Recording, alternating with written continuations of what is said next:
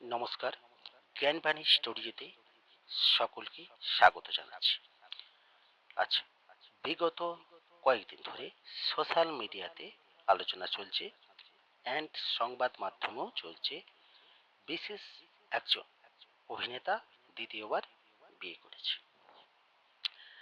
সবার প্রথমে বলি, বিশেষ একজন অভিনেতা বিয়ে করেছে, অভিনেতাদের সাথে আমাদের বাস্তব জীবনের মিল কিন্তু হয় না। সত্যি কথা বলতে হয় না। কেন হয় না? অভিনেতাদের বিভিন্ন মহলে যাতায়াত, সেই সূত্রে ধরে ওদের এমনি অনেকের সাথে প্রেম ভালোবাসা হয়ে যায়। এটা আমার ধৃষ্টতা মার্জনা করবে। হ্যাঁ, তো সাধারণ পশ্চিমবাংলার একাংশে আজকে মেয়েরা বিয়ে করছে না, বিভিন্ন রকম কাজে নিযুক্ত, মেয়ে পাওয়া যাচ্ছে না, এরকম একটা আবহাওয়া উঠেছে। সেই জায়গাতে দাঁড়িয়ে দুটো বিয়ে করছে, তিনটে বিয়ে করছে, বেশিরভাগ ক্ষেত্রেই দেখছি নেতারা করছে। আচ্ছা, এটা কি সাধারণ মানুষের সঙ্গে মানাবে? মানাবে। আজ যে অভিনেতাটা বিয়ে করেছে তার নিয়ে সোশ্যাল মিডিয়ায় বেরিয়েছে যে আগে নাকি মেয়েটি ভাই ফোঁটা দিত, 2021-এ ভাই ফোঁটা দিয়েছে, 2026-এ বউ হচ্ছে। এই নিউজ যদি সত্য হয়, জ্ঞানবাণী স্টুডিও সত্যতা যাচাই করেন, যদি এই নিউজ সত্য বলে প্রমাণিত হয়, তাহলে মানে আমাদের হিন্দু জাতির লজ্জা ঢাকার জায়গা বোধহয় পাওয়া যাচ্ছে না।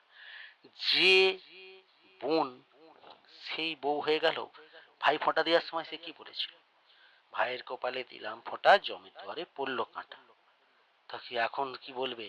ভাই ফোঁটা দেওয়ার সময় স্বামীর কপালে দিলাম ফোঁটা, জম দুয়ারে পড়লো কাঁটা। এ তো দেখলাম তাই হয়ে যাচ্ছে রে ভাই। এ কি হচ্ছে কিছু মনে বোঝা যাচ্ছে না।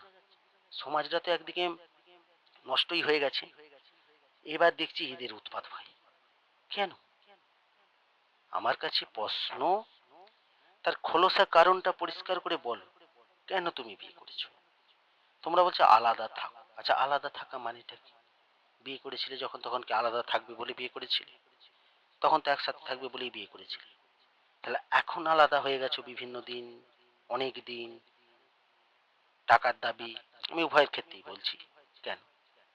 এবার যদি সত্যি বিয়ের একটা অংশ কিন্তু মানতে হয় যে দৈহিক চাহিদা থাকে। বিয়ের প্রায় 60%-এরও বেশি থাকে দৈহিক চাহিদা, এটা মানতে হবে। কিন্তু হ্যাঁ, তা বলে একটা মেয়ে মেশিন নয় যে তুমি যখন খুশি আসবে, তার শরীর ভালো না থাকলেও তার সাথে তুমি সহবাসে লিপ্ত হবে। এটা কিন্তু ঠিক নয়। তাকে আগে বাঁচাতে হবে, কারণ সে তো মেশিন নয়, সে একটা মেয়ে। তারপর তুমি আন্ডারস্ট্যান্ডিং করবে, জিজ্ঞাসা করবে। এখন অনেক মেয়েরা অভিযোগ করে আমার স্বামী এসেই আমার শরীর স্পর্শ করতে চায়, আমার শরীর ভালো আছে কিনা সে জানতে চায় না। হ্যাঁ, এ কথাটার লজিক কিন্তু আছে। হ্যাঁ, এটা লজিক আছে। সত্যি, যদি কোনো মেয়ের শরীর খারাপ থাকে, সে কিন্তু তোমাকে আনন্দ বা তৃপ্তি দিতে পারবে না, এটা মেডিকেলও বলে। কিন্তু বাট সাইকোলজি মেডিকেল নিয়ে আরো যদি এগিয়ে যাই আমরা, তাহলে কি দেখবো আমরা? না, আমরা দেখব যে বিভিন্ন সময় ছেলেরা হয়তো বাইরে কাজ করছে, সোনার কাজে দৌলতে বিভিন্ন রাজ্যে যেয়ে কাজ করছে, সে মেয়েরা বলছে আমাদের একটা চাহিদা আছে, আমরা পালিয়ে যাচ্ছি। তো এটাও ভাই ঠিক না। তার জন্য একটা নির্ধারিত সময় রাখা উচিত, 6 মাস ছাড়া সে বাড়ি আসবে, 1 মাস থাকবে।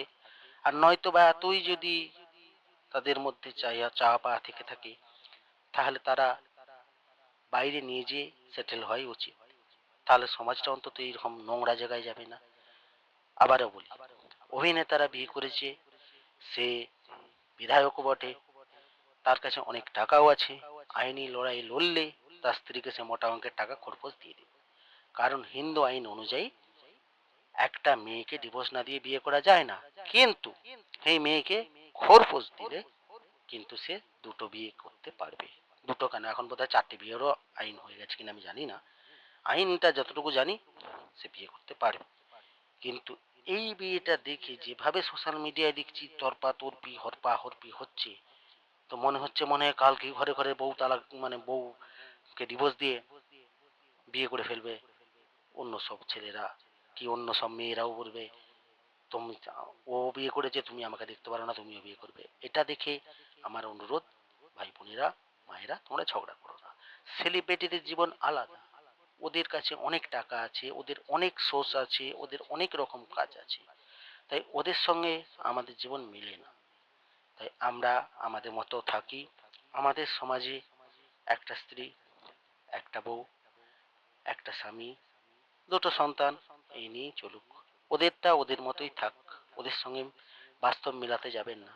আপনি ধাঁধায় পড়ে যাবেন, বাস্তব তো মিলবেই না, উল্টা আপনারই মেন্টাল ডিফেক্ট এসে যাবে। তাই ওদের কোথায় কান না দিয়ে আপনারা আনন্দে বাঁচুন, সুস্থভাবে বাঁচুন। নমস্কার।